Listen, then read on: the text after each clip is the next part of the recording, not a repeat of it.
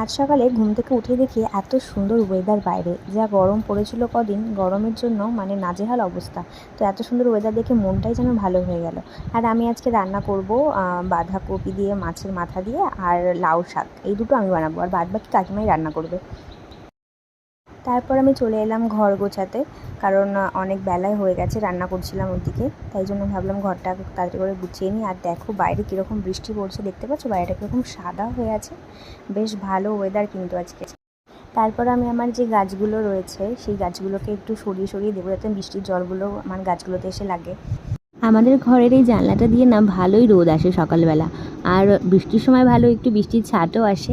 তো এই কারণে আমি গাছগুলোকে একটু এগিয়ে দিই, যাতে বৃষ্টির জলগুলো ভালোভাবে পায়। তো এই কদিন যা গরম পড়েছে, গাছগুলো পুরো শুকিয়ে যাচ্ছিল। আমি যেহেতু জল দিই প্রতিদিন, তাও শুকিয়ে যাচ্ছিল। তো বৃষ্টির জলটা পেয়ে দেখো কীরকম সতেজ হয়ে উঠেছে, আর দেখতে কী ভালো লাগছে সকালবেলা ওদের